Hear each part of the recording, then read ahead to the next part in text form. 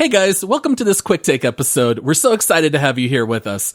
In the past, these quick take episodes actually were only available to those who financially supported the show through Apple subscriptions and Patreon. But due to popular demand, we have decided to shake up the perks for our supporters and we'll be releasing these quick takes on Saturdays to everyone, giving you all some extra free content that was previously unavailable to the public. And these quick takes are a little more laid back, and they're hosted by just one of us. So sit back, relax, and enjoy this quick take episode. Shazam! Boom!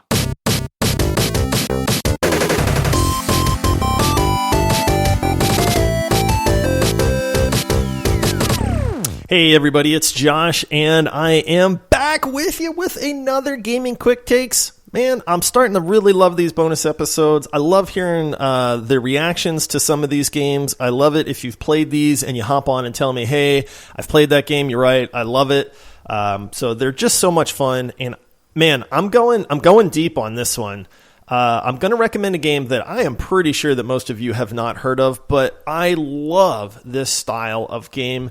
And this is actually a series. They did release a sequel to it, and that is called The Legend of Grimrock. Okay, so Legend of Grimrock 2 is a dungeon-crawling, role-playing game with a modern execution but an old-school heart. A group of 4 prisoners have shipwrecked on the secluded Isle of Nex. The island is filled with ancient, crumbled ruins, mysterious shrines, and a vast underground network of dungeons and mines. If the prisoners wish to make it out alive, they have to overcome the challenges devised by the ominous mastermind of the island. Ooh, that all sounds pretty good, right? Okay, I'm going to go on a little bit more because there's a little bit better description here. This is all from the developer, by the way. Powers of perception and logic are more important than sheer force is, since Legend of Grimrock 2 puts a heavy emphasis on exploration, survival, and challenging puzzles. Discover powerful ancient artifacts from hidden secret chambers and buried treasures. Arm your champions, cast spells, and craft enchanted potions and bombs to aid you in fighting the dreadful monsters in highly tactical, real-time combat. Okay.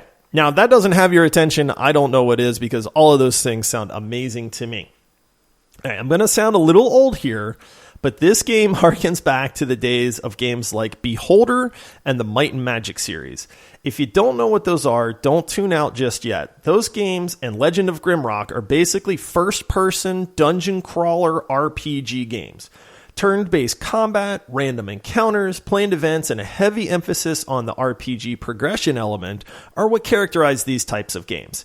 You form a party of various classes, races, archetypes that you would expect from any RPG, and then you go on to take out on the world.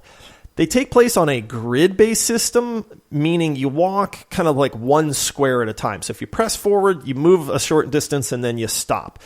And you fight in the same aspect. Now, it's all first person, and I know that may not make a whole lot of sense, but trust me, it just works. And it's hard to explain if you aren't used to it. Monsters have to follow the same mechanics, so you can often see them coming and around a corner. Positioning plays a big part in movement and combat.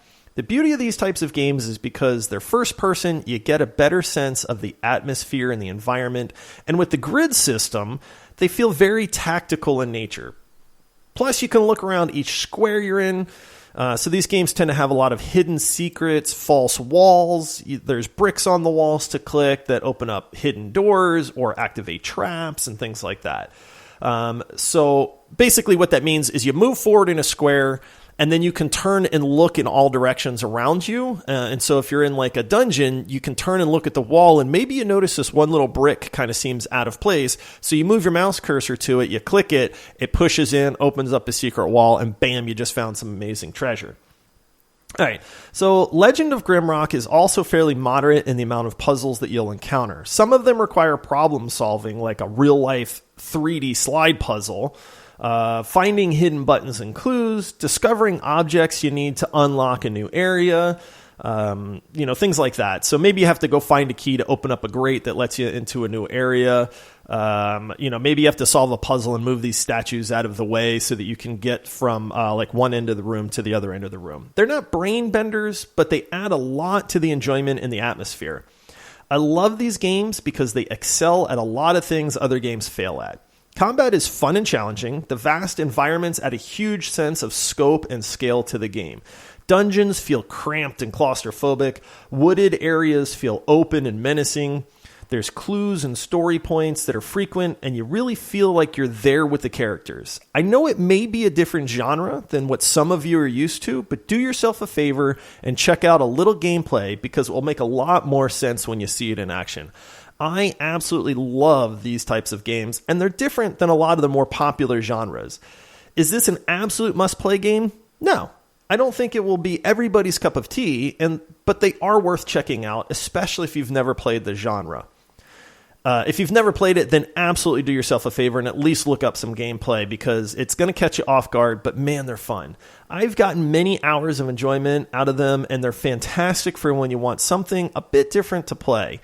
At $19.99 for the first game and $29.99 for The Legend of Grimrock 2, these games are long-lived and enjoyable. The second is a bit more open world with its environments that has some enhanced combat and stuff like that, so I think it's well worth the extra $10.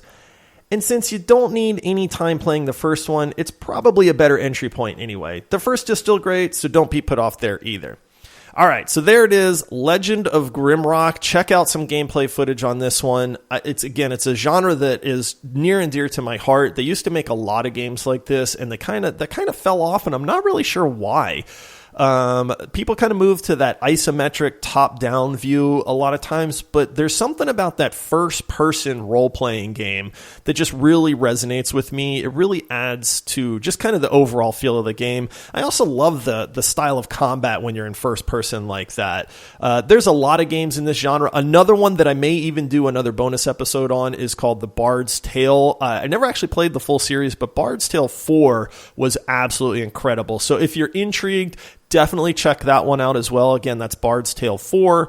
But I really highly recommend this type of game and especially this series, The Legend of Grimrock. It is a lot of fun. Okay, so there it is. That's your bonus episode from me. Check this game out. I'd really love to chat with some people about it because, again, I think it flies under the radar. And, again, this is not a super well-known genre. So if you kind of get into it, it really opens up a whole world of new possibilities for you. All right. I hope everybody is having an amazing week. From Paul and myself, thank you all for the incredible support. Thank you for your subscriptions. Thank you for being part of this amazing community. And I will see you all next time. Have a good one. Bye-bye.